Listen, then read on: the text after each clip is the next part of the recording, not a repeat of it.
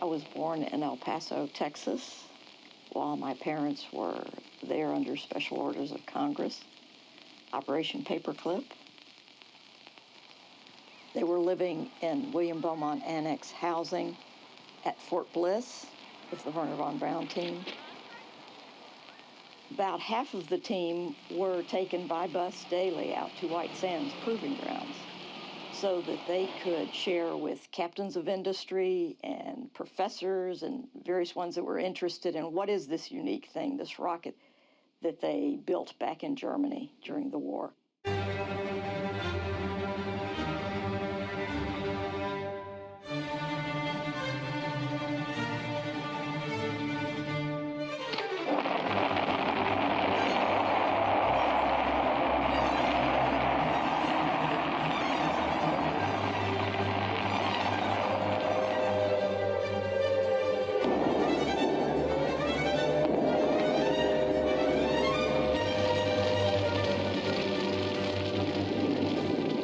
Answer to the V2. It was so fast and very destructive.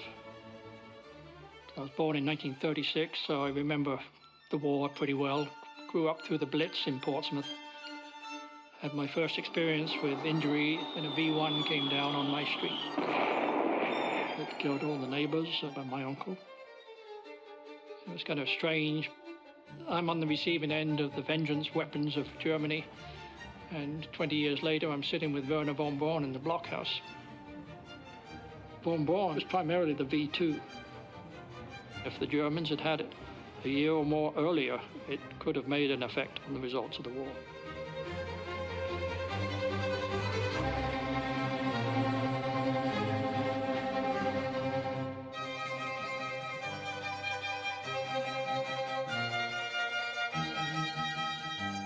I myself and everybody you see here have decided to go west, and I think our decision was not one of expediency, but a moral decision.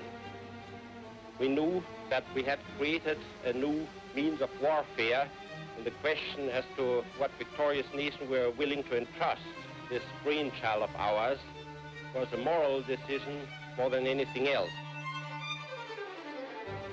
I don't feel they were really happy working on what they thought was a weapon, but they saw it that it was the Americans against the Russians in the Cold War that was starting to brew. And in that way, I feel they thought that they could now maybe make amends for what had occurred before.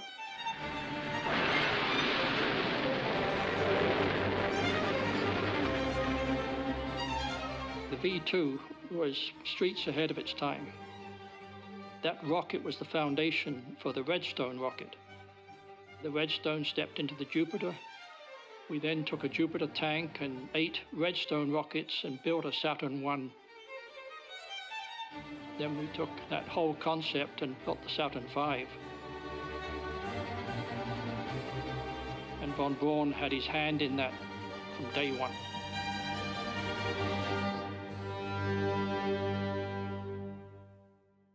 Amid the fertile farmlands of northern Alabama, the Army consolidates its expanding missile activities late in 1949. World War II Army ammunition and chemical warfare installations are joined and reactivated as Redstone Arsenal. Early in 1950, the Army moves the former German missile experts, other components of its missile team, and some military personnel here to continue rocket development. When I graduated from Auburn University, jobs were hard to find. I ran a service station for a while trying to make a little money, but one weekend I went home and a friend of mine told me they were hiring people over in Huntsville. I was interviewed by one of the Germans, Dr. Hinze, and I was impressed by him. I was not impressed by the facility, though, nor the equipment they had. They were very austere, quonset huts and concrete block buildings that had been part of the munitions. I deliberated over it and finally I decided, well, I believe it's worth a chance. And that, of course, about the best decision I ever made was to come. And so I came in March of '52.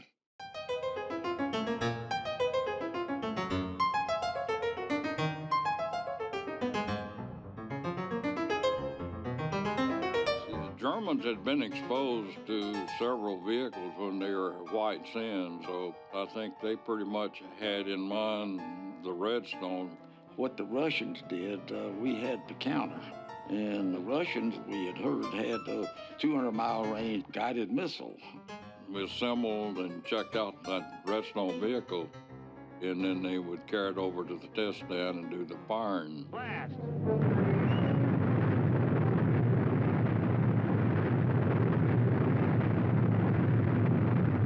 I never saw it in any light except for space. The Army may have, but I certainly didn't. It became evident quite early that even though our mission was to develop a launch vehicle, Dr. von Braun's vision was space travel. Well, I remember going home on weekend and talking to guys. They always asked me the same question. They thought it was sort of a Buck Rogers type thing. I was pretty much convinced them it wasn't Buck Rogers. We were going to do it.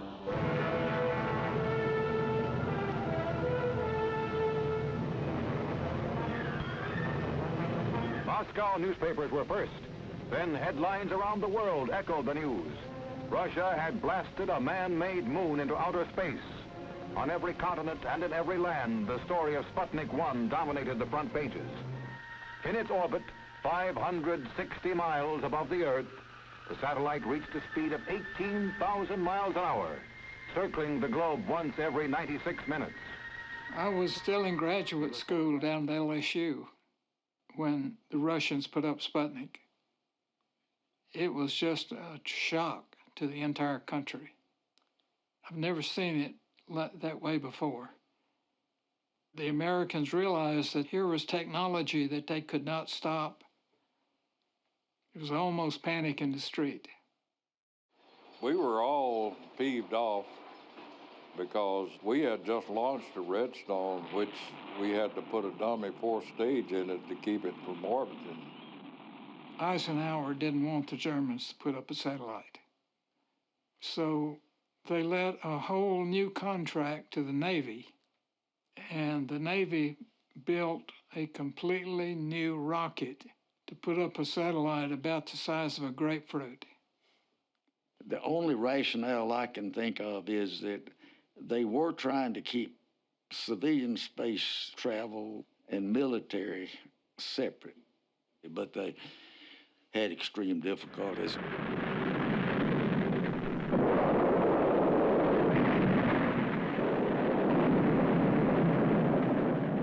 What would have been the difference between the Navy and the Army? From a military aspect, it's a bad thing to say, but I think it was more of a jealousy that had been developed between von Braun being a German and the political people.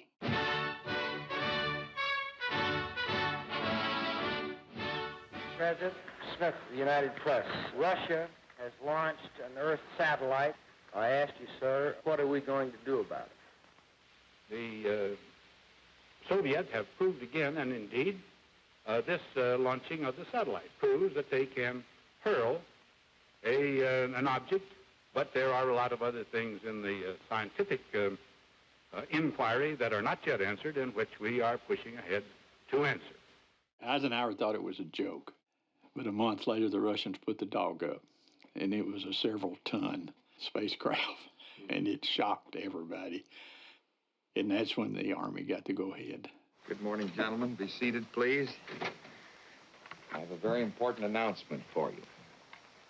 We've been assigned the mission of launching a scientific Earth satellite. I promised the Secretary of the Army that we would be ready in 90 days or less. Let's go, Werner.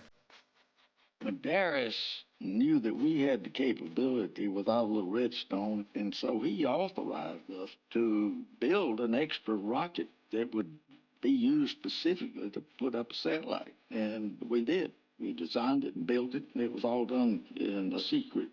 The Secretary of Defense asked him, if you really think you can put up a satellite, how quick can you do it? But Darius said, well, we better take 3 months. He didn't admit he had it already in the warehouse.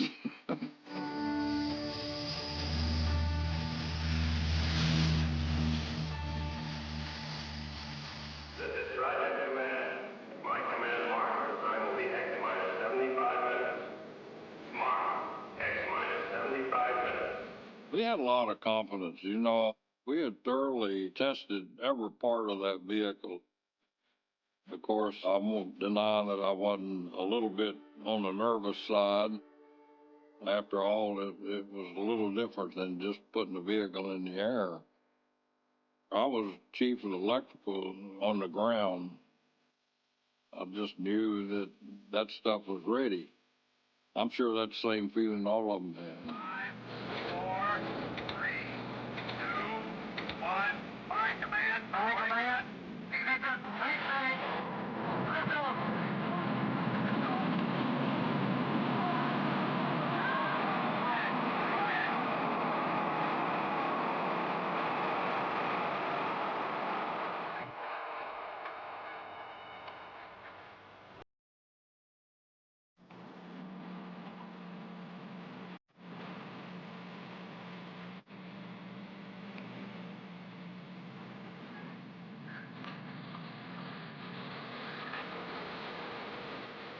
It took time for me to realize what a significant night that was.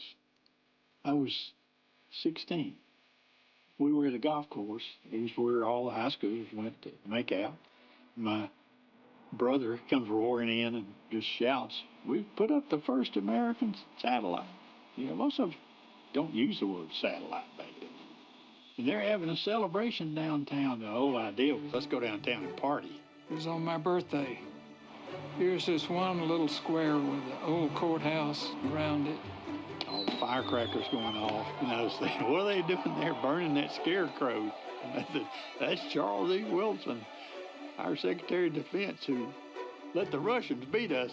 You know, those old country guys, they were just as excited as high school kids. And so it was just there was thousands of people down there. You would think that everyone was really aware we were striving to get into space this much. It was a big boost for morale, particularly those of us involved. We're into space business now, not only military rocket business. So it became more and more open that, hey, we were headed for doing some other things in space, too.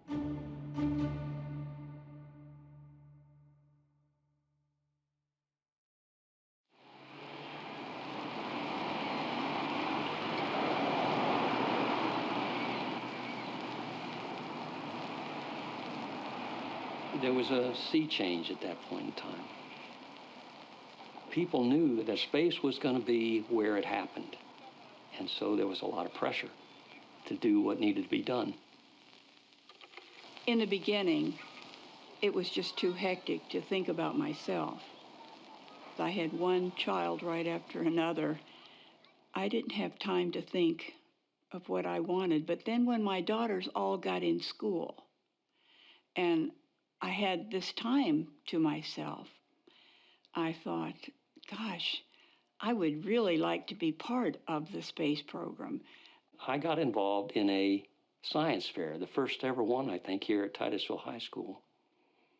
And I will tell you that my father had a hand in this because he did some things to help.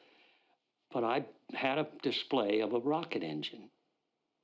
And the Army Ballistic Missile Agency had people at that science fair. And when that science fair got over, I was offered a job at the Army Ballistic Missile Agency at Cape Canaveral. My husband looked at me and he said, what could you do? You couldn't make enough money to buy your own Kotex. That's all the motivation I needed. We were divorced shortly after that, and I was a single mother raising 3 daughters on my own with very little monetary assistance. And I just knew I had to make it.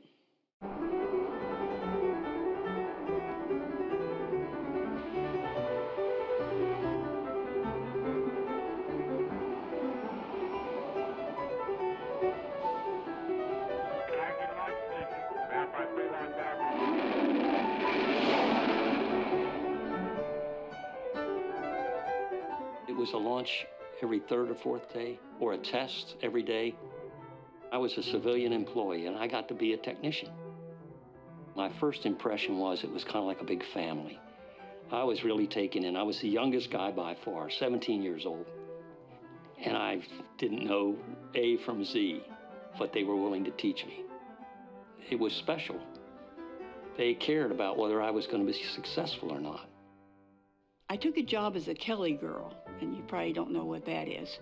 It was a temporary position, and usually it was a temporary either typist or secretary. I got several jobs with different contractors. They would last anywhere from 3 months to 6 months. And finally, I got a job with IBM. I liked the way they treated people. I liked the company, the atmosphere, and they offered me a full-time job. And that turned out to be a wonderful blessing.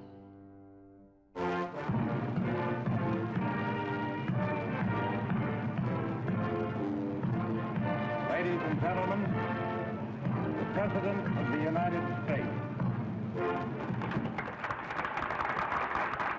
The momentum thus gained accelerates today under the civilian management of the new National Aeronautics and Space Administration. Marvel as we will at these technical achievements, we must not overlook this truth. All that we have already accomplished and all in the future that we shall achieve is the outgrowth not of a soulless, barren technology, nor of a grasping state imperialism. It is the product of unrestrained human talent and energy, restlessly probing for the betterment of humanity. In this tribute to a revered friend, I dedicate this to George C. Marshall Space Flight Center.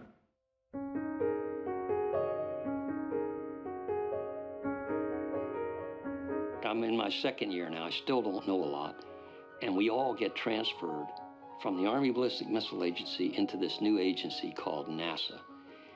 And NASA had two major differences from the ABMA. Number one, it was aimed at peaceful uses of space right from the beginning. And number two, exploration, discovery, and education. I remember my parents having those discussions. Do you go? Do you stay with Army where it's a sure thing? The ultimate decision was that NASA means going into space rather than the Army building missiles and armaments for war. We didn't even initially have any new specific focus. We were working on the capability to put men in orbit. The big event was President Kennedy's decision that we needed to do something to prove we were technologically superior to the Russians. That's really what the genesis of the whole lunar program is about.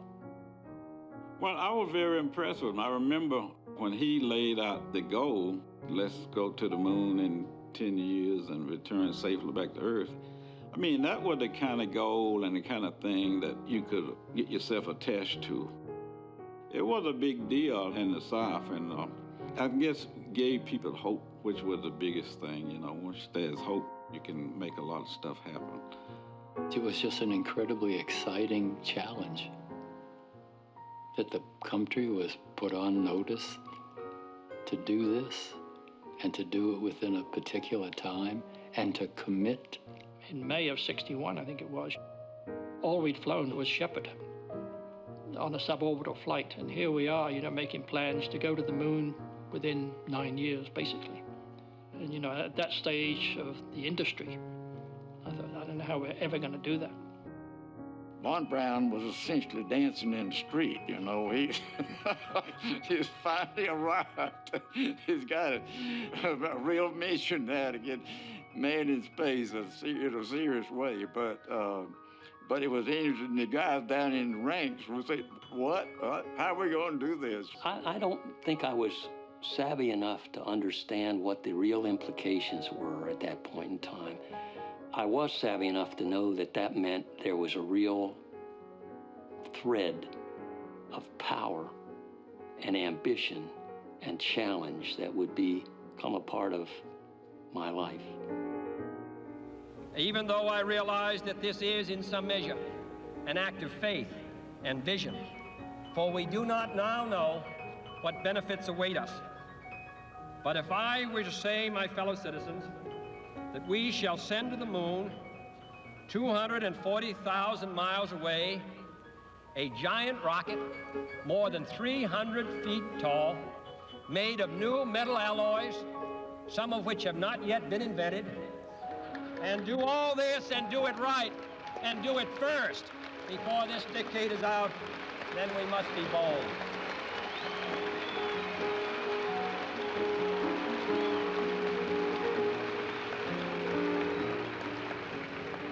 It will be done, and it will be done before the end of this decade.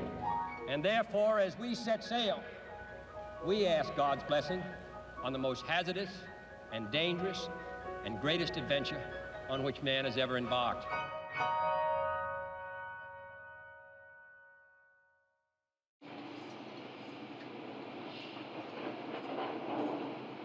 I went to work with the Army Corps of Engineers.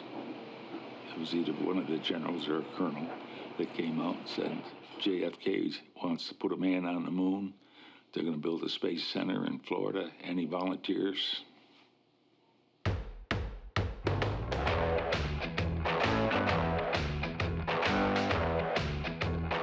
My father was in construction. He ran a transit mix concrete company. He always said, remember the 4 C's. Just be able to communicate, coordinate, cooperate, and have credibility. He said if you don't have credibility to start with, you'll never succeed. You might make money, but you're not going to be a success as a human being.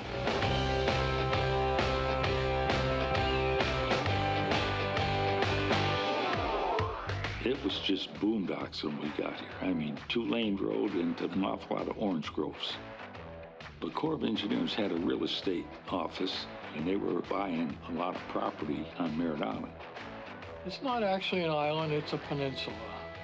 And the north end of that peninsula is where the Merritt Island launch area was established, Launch Complex 39. Launch Complex 39, a new operational facility for launching large space vehicles at a more rapid rate. This new mobile concept calls for assembly of the moon rocket in the controlled environment of a building. Then, with the rocket mounted on a mobile launcher, a huge tracked vehicle transfers it to a distant pad ready for launch. The mobile concept was different than any concept they had anywhere else out there. They calculated the explosive rating of a fully fueled Saturn V as being a circle 7 miles diameter. They picked the locations for Pad A and Pad B, so all the inhabitable buildings had to be outside that 7-mile circle. It was a huge difference, not just in scale of size, but in complexity as well. Hard to put in place, expensive, with lots of growing pains. So it got to where you had to have a master schedule of what was happening overall. We had war rooms, they called it. Are there any changes to the schedule? The tank pressurization test will not start until 1300. When do you want to run the leak check? First shift Tuesday. You would meet 6:30, 6:45. You tracked every job, whether you're ahead of schedule, on schedule, behind schedule. Everybody knew what the final goal was, and nobody wanted to be the cause for having to move that goal. We started building launch pads, having to make channels and 200 and 300 feet high piles of sand to surcharge over the swamp area. Keep in mind now, it was a wildland area, and the water systems had to be diverted. So we cut off north-south flow. That didn't go over very well for some of our naturalists. We put a huge crawlerway, 3 miles long, 10 feet deep, and it is the size of a 4-lane highway. My boss, Mr. Donald Buchanan, was a design engineer of the crawler transporter. It was patterned after some of these big steam shovels that they used to use to dig coal mines and such. Dimensionally, it was about the size of a baseball infield. And the belt on the track, 2 of them on each one, was about the size of a Greyhound bus. I remember the first time we ever moved it. We started having problems with a little heavier load than we had designed for, and the bearings were wearing out. And that's when this ingenious young engineer decided if we could get some river rock and put a layer on the crawlerways. The river rock would act like ball bearings between the tracks and the ground. And you could hear those rocks popping, and they were being pulverized.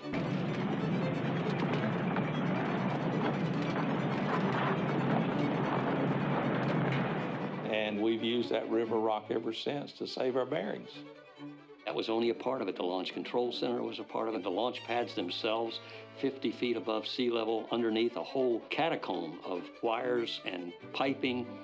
It's a little city out there. And it was all happening at the same time. It's not step by step. It's somebody's working on the structural while somebody's working on the mechanical while somebody's working on the electrical. Construction people are a bunch of different people. I'll tell you, some of them are a wild group, but most of them had a lot of pride in their work. A lot of jobs worked, a lot of overtime. I really am not trying to be the rah-rah, but I think there was a spirit that said, we're going to beat the Russians to the moon. It wasn't a case of, hell, it's a job. Yeah, there were a few people like that, but not very many. Today, I have stood where once Jefferson Davis stood and took an oath to my people. In the name of the greatest people that have ever trod this earth, I draw the line in the dust and toss the gauntlet before the feet of tyranny, and I say segregation now, segregation tomorrow, and segregation forever. You know, the first time George Wallace ran for governor, he was, I guess, a moderate, inclusive type guy and all that stuff, you know. And then he lost. And he made a statement that I will never lose another election by supporting blacks. You know, he used the N-word.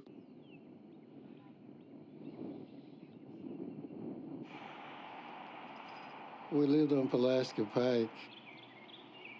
During that time, all of Huntsville was segregated. The way we went to school was going down the railroad track. You wouldn't be going through anybody's neighborhood.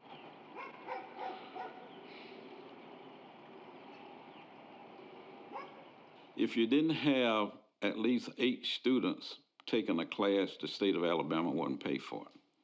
So once you got past basic math, we didn't have enough students for the state to pay for a teacher. But we had this one teacher, Frank Holly, and I give him a lot of credit for being here today. He came back after school to teach us trigonometry for free of charge. High school, I had the teacher, Mrs. Fearn, and she would tell me that you got a good head on your body for being a mathematician, and I guess that stuck, and that's what I tried to do. Because of the influx of highly educated workers, today Huntsville combines the charm and relaxed atmosphere of a quiet southern community with the intellectual curiosity and activity of a major university city. We are confronted primarily with a moral issue. It is as old as the scriptures and is as clear as the American Constitution. The heart of the question is whether all Americans are to be afforded equal rights and equal opportunities.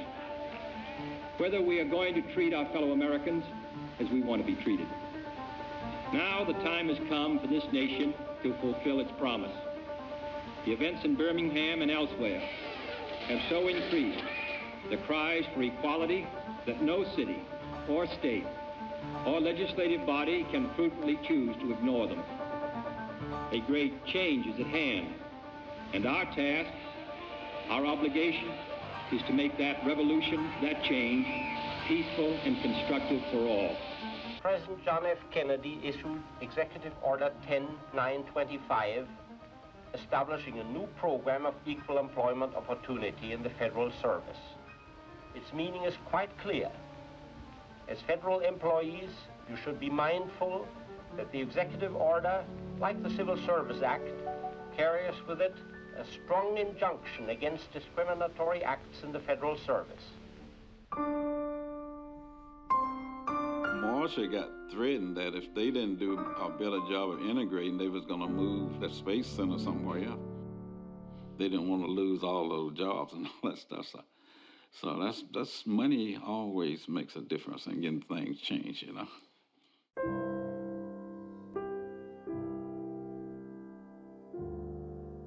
I think it was a great thing. A lot of African Americans didn't ever think they would be able to start working for NASA. Clyde Foster, Richard Hall, and Norman Fletcher, those are some of the first ones that were able to get out there. And I think it opened the door for other African Americans in our communities. You know, they helped me a lot, especially Clyde. You know, he kind of helped mentor me along. My first job was a computer operator, so I go to this room. You know, we had lights flashing and tapes going, and I was scared to death. A guy from Auburn started the same day that I did, and his major was math, and I soon found out that I knew as much as he did. They did set up this co-op program, which allowed students from universities and colleges to apply for summer work. I didn't really see it as breaking color barriers. I just saw it as achieving as much as I could. When I became deputy center director at Kennedy, and it wasn't like I wanted to be deputy center director because I was black. I wanted to be deputy center director because that was the next job up, you know. But I always knew that I carried a certain responsibility by being a black in certain positions. I couldn't afford to fail, so I always did whatever it took to be successful. I never worked 8-hour days. I was like 10 to 12-hour days all of my career. When I became supervisor, I had about 4 African-American students, and most of them are female at that, working under me in the computation lab. Some of the employees, friends now, will come up and tell me, I'm so glad that you were there to help me. If you hadn't been there to put in a good word for me or tell me what to do, I probably wouldn't have made it.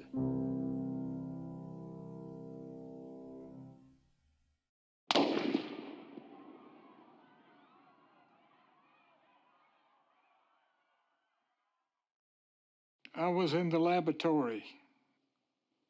Somebody came running in and said, Kennedy has been shot. I just visualized it as a minor wound.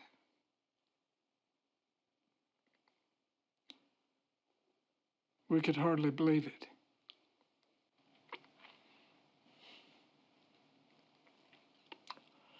Hard to talk about.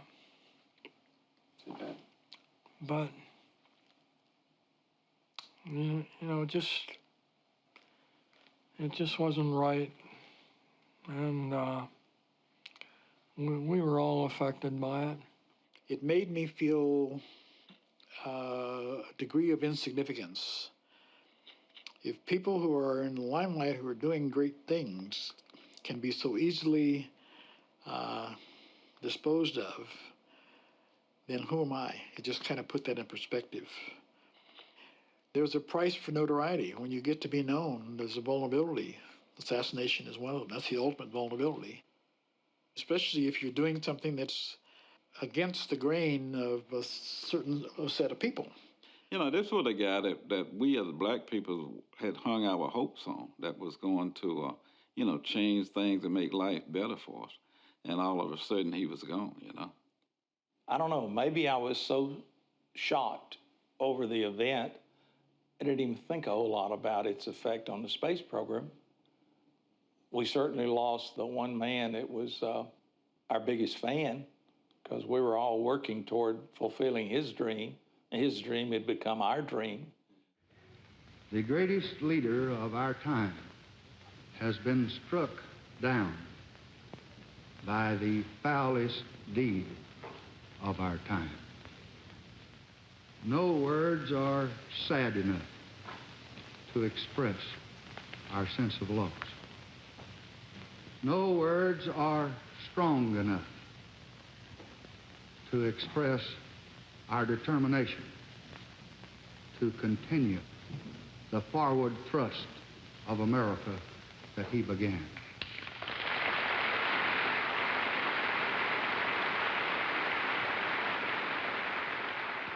Johnson was not going to let the program die. And I think we have to give him credit for pushing to keep going.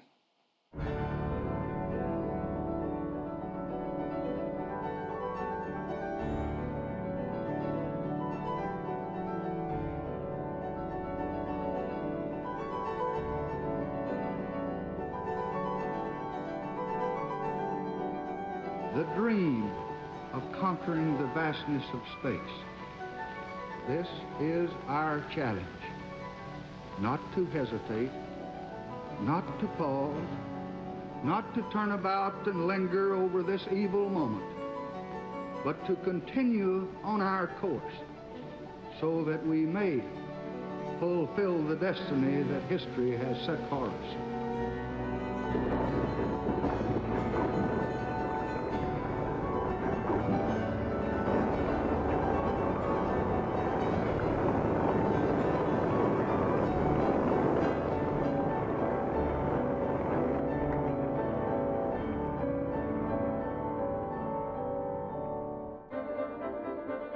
John Kennedy's death commands what his life conveyed, that America must move forward. To honor his memory and the future of the works that he started, I have today determined that the NASA Launch Operations Center in Florida shall hereafter be known as the John F. Kennedy Space Center. I have also acted today with the understanding and the support of my friend, the governor of Florida, to change the name of Cape Canaveral. It shall be known hereafter as Cape Kennedy.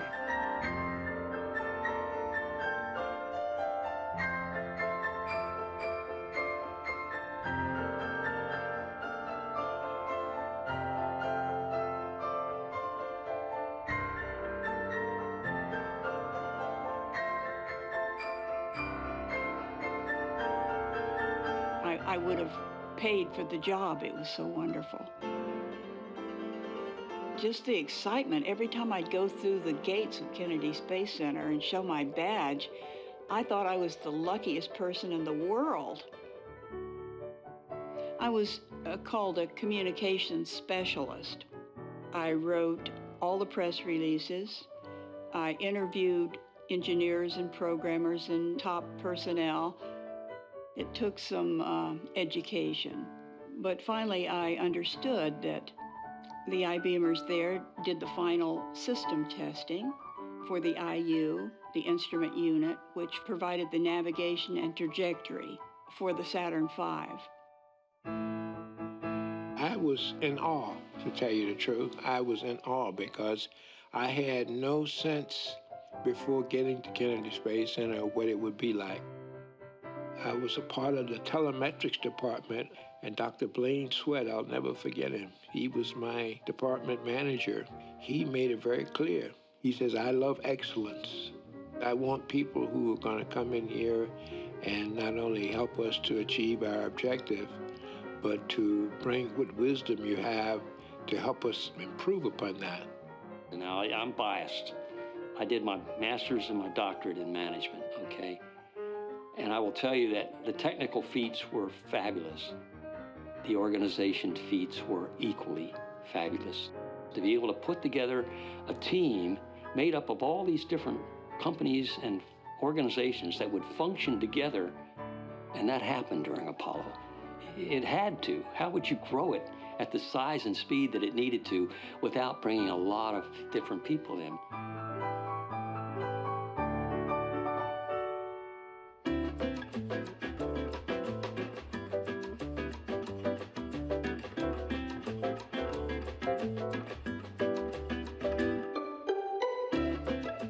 know, I wasn't a swinging single, of course. But back when my wife and I first got here in '65 for the Apollo program, we really wanted to live in Cocoa Beach. It was a little rowdy. You had entertainment at a lot of these motels. We had the astronauts here, obviously. The astronauts have kind of a free reign. You betcha.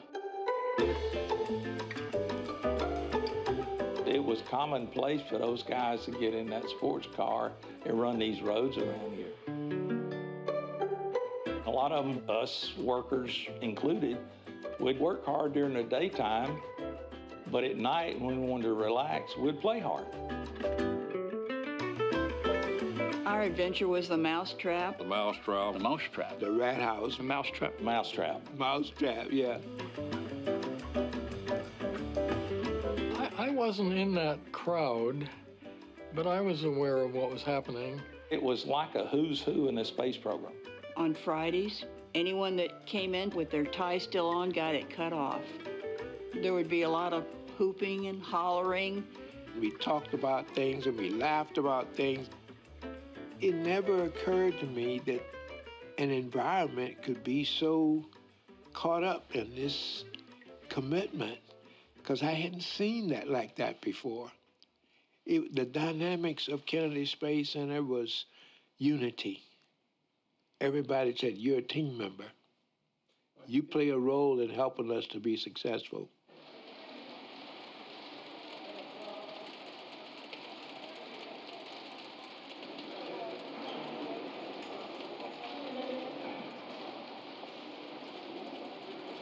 North American Aviation won 2 contracts on Apollo. They had the second stage, the S2,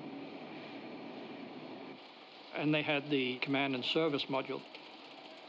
So, you know, they had a tremendous part of the whole Apollo vehicle. You know, one of the things about the command module is it's limited space. It's extremely crowded. You had 3 guys. So we did an awful lot of simulation work. And the problem was knowing the latest configuration with regards to the interior of the capsule, because one minute an instrument would be over here, and study would show that that was not the proper place for it. It should have been over here, and they would move it. You know, we were a month away from launch. We were still doing modifications to the vehicle. We had been trampling in and out of that vehicle for 6 months, and that does generate mistakes. It generates foolish decisions. It's almost like you're running too fast and you're starting to lose your balance. And I think that's what we felt a little bit back in 1967.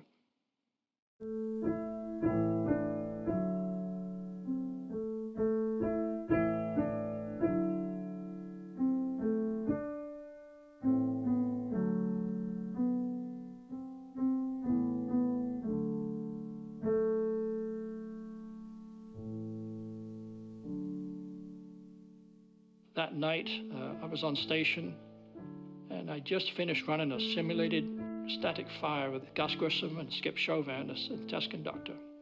And the communications were really bad. Gus was getting ticked. He'd been in the cockpit all afternoon and evening. Hey, how we gonna get to the moon? We can't talk between 3 buildings. I can't hear that thing you're saying. Right. And Skip said, let's take a break here and see if we can square this comm system away before we go into the terminal count. Somehow or another, a spark started in one of the lower areas underneath one of the couches.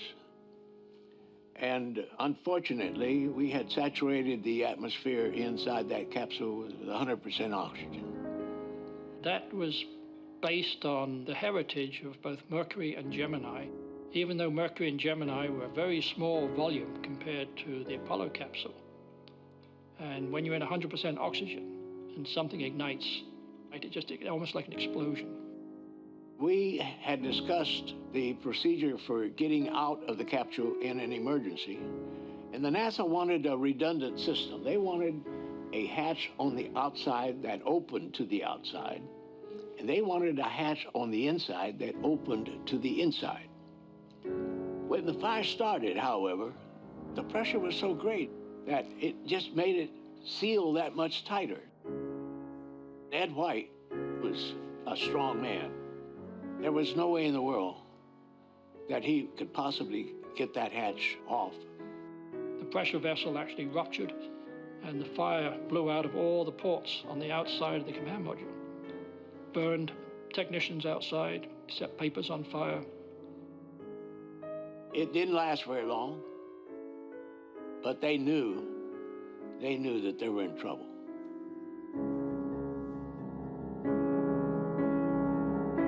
After the pad fire that killed the 3 astronauts, NASA says if we have another disaster of like nature that kills crew, Congress will cut off our funding. That'll be the end of the program.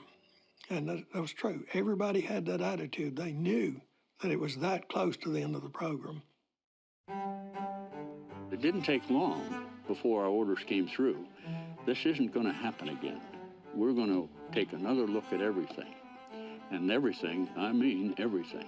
We spent almost an entire year looking back over all of the things we had drawn and built, all of the management decisions that were made. I was requested by NASA to join a group called the Sneak Circuit Analysis Program to learn how to identify hidden catastrophes and find them before they occur. If you've never seen engineering drawings, you've been blessed, because they don't show what any group needs. They show a composite all mashed together, and nobody can visualize the total effect of what that does. So I was allowed to try something different. I thought, if I'm an electron traveling on that wire can be 100 miles long, and I don't care. I can see the end of it from the beginning. If I can just depict that the way the electron sees it, a simple sketch of a circuit that has power at the top, ground at the bottom, I'll know everywhere current can flow and under what circumstance. Altogether, I don't know how many true sneak circuits we found on all the Apollos. It was in the neighborhood of 1,000. I guess the change I saw was that people became even more dedicated to doing what needed to be done correctly. If there were any doubt, you would want to go back and look again. These 3 guys gave their lives. We owe them our very best efforts. At the spacecraft side of the house, we did a real good assessment. What did we need to change to make a safer vehicle? And we did. It took quite a while to accomplish it, but we went to a single hatch. A device which we call an over-center lock makes it possible to actually have the internal pressure seal the hatch just that much tighter. And we had to start looking at all of our components that we used in the breathing systems. Some things that we had no idea would be flammable or explosive when they're in a pure O2 environment would burn. We got a wealth of knowledge from that accident that we have used to redesign every oxygen system in the world since then. In retrospect, you look back now and you realize that maybe if we hadn't had that fire that night and lost those 3 guys, we wouldn't have got to the moon. What I'm afraid of is that somewhere downstream, we may have had another fire, or another situation that we lost the crew in orbit or on the way to the moon. And I think the program would have stopped right there.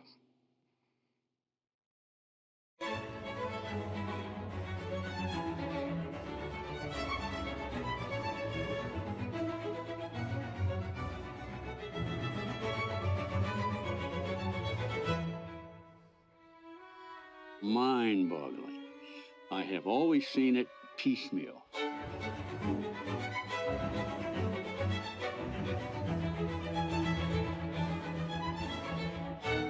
The first day when they drove me out to the pad as part of my introduction, and I went up on the 180-foot level, and I looked down, and I looked up, I thought, you know, there ain't no way in the world this thing is going to get off the ground.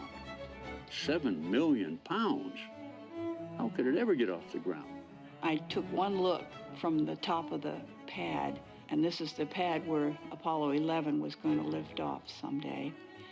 It was just such a magnificent sight, and I'm sure only a few women have seen it. Early in the Saturn V program, the decision was made to go to an all-up testing. This was kind of pushed on us by Dr. Mueller from headquarters. He said, hell, you Germans, you're too slow. You just do one stage at a time. Fly it all. So rather than S1C only, S1C, S2, S1C, S2, S4B, right from the very beginning, fire them all. It was a nerve-wracking situation, you might say, to some extent. To think that your particular hardware, your area, might cause a catastrophic failure. And I just have to say, yes, it was a constant dread. You know, this was an extremely complex vehicle. When we started the countdown for the actual launch, I walked into this HOSC building and I never come out for 3 days and 3 nights. Von Braun did a tour. Here's all his engineers asleep on the console. Von Braun said, let them sleep. I want them to be ready when the time comes. I was at a control console with my boss, and we got down to about T-minus 30 seconds, and I thought, excuse me, I'll be right back. I went down the stairs and out in front of the launch control center and stood there watching the launch. 12, 11, 10, 9, ignition sequence start. 5, 4, we have ignition. All engines are running. The reverberation was just pounding my chest. Imagine 350 horsepower cars, bumper to bumper, from the Atlantic coast to the Pacific coast, pressing that pedal to the metal. That's 7.5 million pounds of thrust. That's a lot of juice.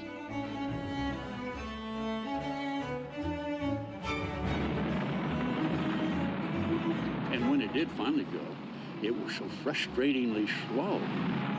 It's not like a shuttle that leaps off. It's doing 100 miles an hour by the time it gets past the tower. You begin to wonder if it's even moving. It's just barely climbing. You watch it through staging.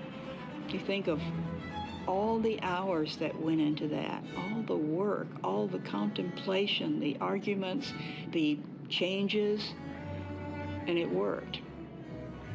I looked at the records, looked just like I'd done them on my simulator. Nothing was wrong. The first time it had ever flown. A lot of people don't realize that that was the same year as the fire. That we went from the absolute lowest point in terms of program morale and spirit to launching that giant rocket. You know, we put an unmanned spacecraft on it. Literally the phoenix arising out of the fire. Once that was completed, I think an awful lot of people said, we can do this. And I think it set the stage for all the ones that followed. That for me was the most exciting launch because essentially we had arrived. Everything was progressing like it should be, and the future looked brighter than ever. Do they know about Martin Luther King? We have wrapped it up beyond the list that can be handled. Could you lower those signs, please?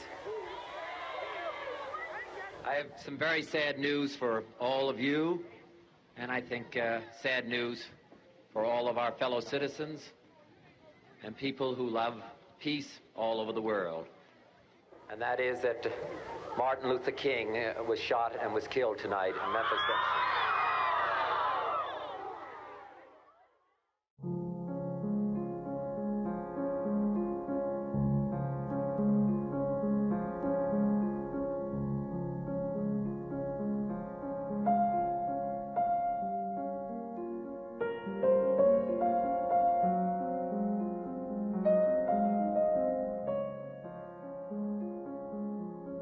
It was an awful year, yeah. We had the assassinations, we had the Vietnam was stoking up, and the riots. And yet, I won't say we were captured by the program, but that's all we were worried about was, okay, well, we can't take care of all these issues outside, but at least we can see if we can get men on the moon. And that was our focus. You did whatever needed to be done, and you didn't watch the clock.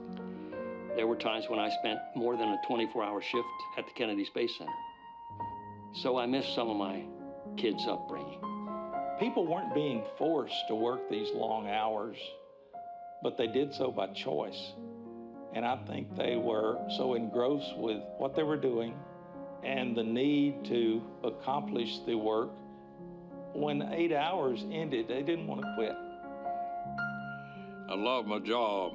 It came first and foremost, especially those of us that had families. It was hard. And I regret not being able to be there more.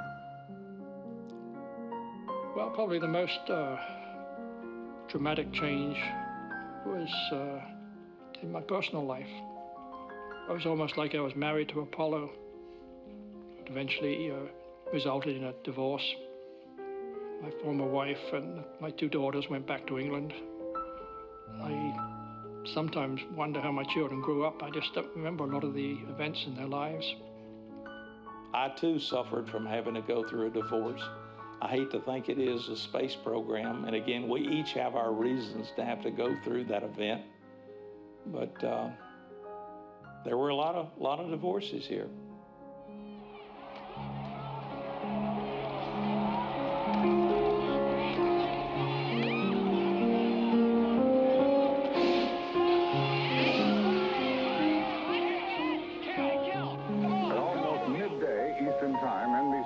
Projected Richard Nixon, the 37th President of the United States, when it became evident he had carried Illinois.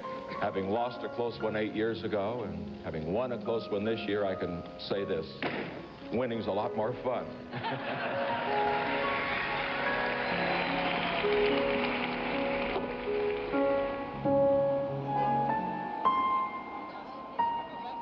We had 4 kids in 5 years, so a lot fell on my wife. When she was pregnant with our 4th child, I was in the countdown for Apollo 8. This would have been December the 20th, 1968, and we launched on December the 21st, the morning of. I go home at the built-in hold while we're fueling the vehicle. She delivers our 4th child in about 45 minutes. I congratulate her and me, and I go back to the firing room and we launch Apollo 8. I called it the best scheduling I have ever heard of.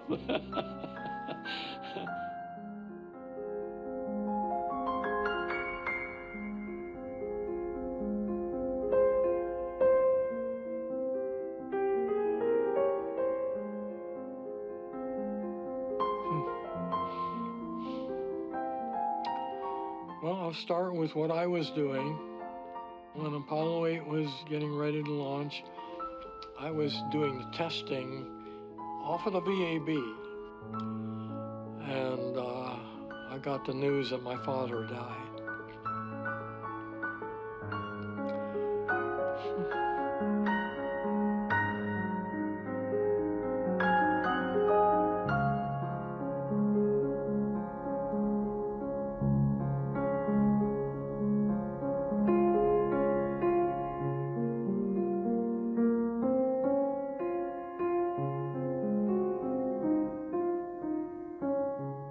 We'd flown the Saturn V twice, and now we're going to put men on top of it. And we weren't just going to go into low Earth orbit, we were going to go around the moon. We'd never sent men out of Earth orbit, and we're going to do all this on this first manned flight. When they went around and came out on the other side and renewed communication, we knew we'd made it. And then they gave us an image of the Earth, first time it ever been seen by human eyes from outer space, you might say. I mean, even in Earth orbit, you don't get the full concept. To see the Earth rise, it just builds you up. You know, what I'm doing is worthwhile. We're now approaching lunar sunrise, and for all the people back on Earth, the crew of Apollo 8 has a message that we would like to send to you. In the beginning, God created the heaven and the earth. And the earth was without form and void, and darkness was upon the face of the deep. And the Spirit of God... That was on Christmas Eve, 1968. The whole country seemed to be coming apart at the seams. Apollo was about the only bright spot. It was a bright spot in all of our lives. Maybe nothing compares to the actual man on the moon, but I'd say that instant just stands out as one that I'll never forget.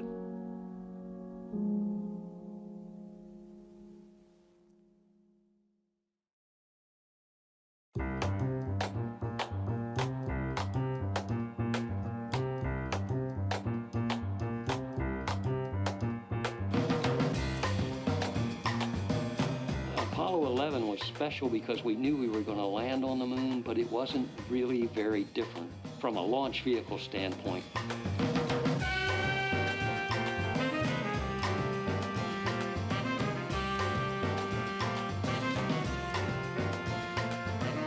I was on a backup crew, which meant I was done just as things were beginning to get exciting. I left to see what kind of crowds were there all along the roadway from the edge of the gate on into town. I couldn't hardly get through. There were people everywhere. I was in the control room. It was just another launch. I don't recall anything standing out about it. Liftoff on Apollo 11. Obviously, we still had some trepidation. Will it all go right? But it was surprisingly similar to the prior ones. Each time we did it, we felt more confident that we could do it again. Apollo 11, this is Houston. You are go for TLI, over.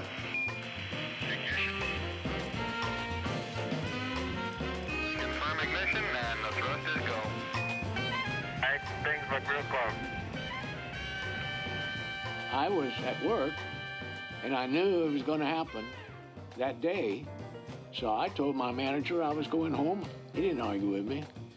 I went home and I was watching on TV all through the sequence. Throttle down.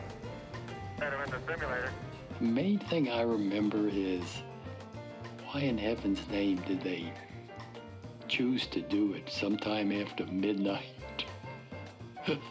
Which was very much a personal sort of a thing. 40 feet down, 2.5. Picking up some dust.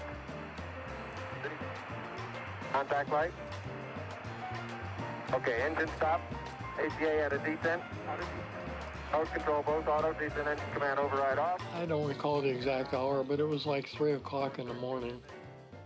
The daughters were, already in bed, and we're saying, oh, they can't miss this. So we dragged them out and put them in front of the TV and said, you've got to watch this. This is history in the making.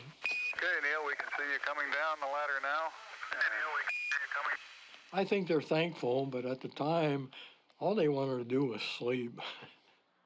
At the foot of the ladder, the lamb footbeds are only depressed in the surface about 1 or 2 inches, although the surface appears to be very, very fine-grained as you get close to it. It's almost like a powder. I'm going to step off the lamb now.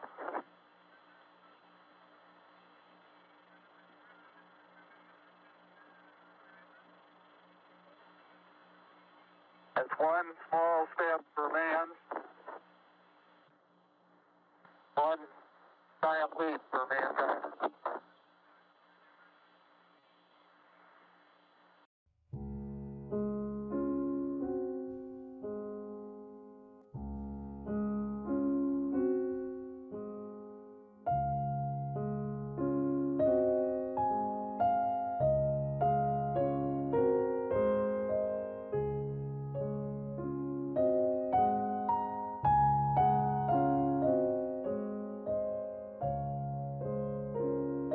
I was actually at the Space Center.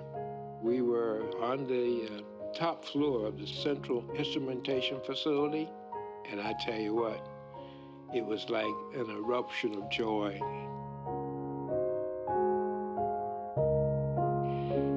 Man, great admiration for the people who were willing to go do that. The whole purpose was to put 2 men on the moon and get them back safely. And you couldn't have done that if they hadn't gotten in that spacecraft and said, let's go. I really admire our astronauts. But you helped get them there. Yeah, I did, but it wouldn't have mattered if they hadn't gone. Tell me if you got a picture, Houston. We got a beautiful picture, Neil. That was the climax, yeah. It was like winning a championship. Pat myself on the back. And then go back to work the next day. That's right. The fact that we landed successfully was one of the highlights of my life, as far as having the feeling that I had a little something to do with it. I was proud, and I cried in the happiness of it all, you know, in the accomplishments of what these men had done. And then I started worrying about the return trip.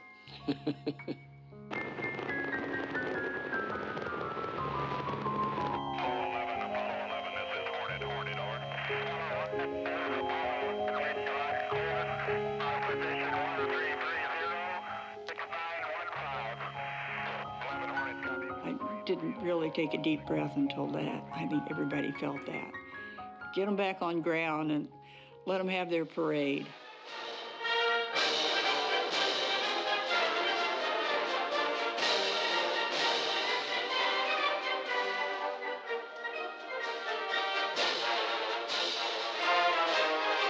I was standing on the courthouse square. A couple of the city elders picked Von Braun up and carried him on their shoulders. That vision sticks with me. Great excitement, pride, knowing that Saturn, the propulsion system, the community had been such an integral part of that. It demonstrated that with the will of the people and the backing of the politicians and the money, the nation can accomplish wonderful things. That's the way most of us look back on it and say, indeed, we made it happen. We were part of that, and we're proud of it. Oh, we're going someplace. You got to go orbit. You're looking good. Hey, I'll tell you one thing. It's a first-class ride, Houston. In '69, when we landed on the moon, things started to close down, and I saw a lot of friends in contractors lose their jobs and have to move away. You want to know how I feel? I'm pissed. Pure and simple. We were working on this second stage in the VAB. We had a page to report to your office, and there was one of our personnel people with a list of pink papers, and it said, pack up your personal effects and be ready to surrender your badge in 30 days. You're out of here. Houston, we've had a problem here. Say again, please. Houston, we've had a problem. Like all things, there's a beginning and there's an end. And when I was given the word that my services were no longer needed, I left with a heavy heart, and yet with a sense of accomplishment that we had done what we set out to do. And on the surface. That's Bedford, old man. My left hand, I have a feather. In my right hand, a hammer. And hopefully, they'll hit the ground at the same time. How about that? Man, we come a long way. Look at the size of that rock. There was already the waning public sentiment. My father took my sister and me down to Apollo 15 launch. The excitement, you could tell, had already died off from what it had been before. I think you have to put it all in context. The Russians were beaten. We had fulfilled Kennedy's audacious goal, and we did it in style. We were using about 4.5% of the nation's overall budget. We didn't have a good vision of what to do next. I remember going back into my boss's office. He said, Apollo is eventually coming to an end. I said, no. We're going to build bigger rockets and go to Mars. And he said, well, I want you to start thinking about something other than Apollo. I said, okay, boss. And Apollo did come to an end. I'd always worked in the Huntsville Operational Support Center. I'd never seen a Saturn fly. So I took annual leave and I took my son to see the last shot to the moon.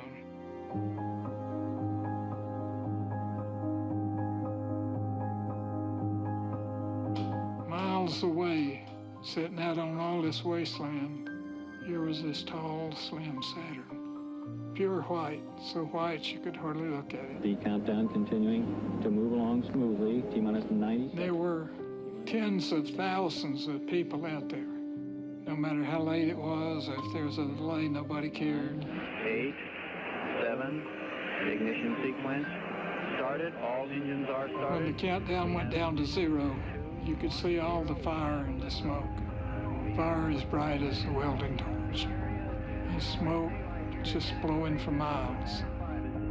People were silent. They were just stunned. And then, unexpectedly, a wall of sound hits us.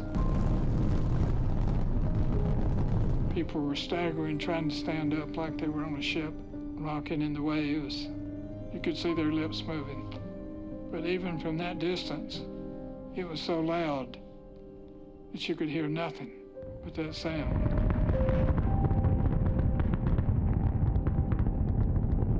And then it starts tilting downrange. Let's check the angle. 30 seconds, we're going up and away. 30 seconds and 17 is go. Everything your go.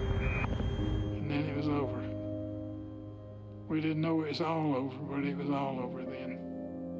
Stand by 3-4. Okay, that's where we to.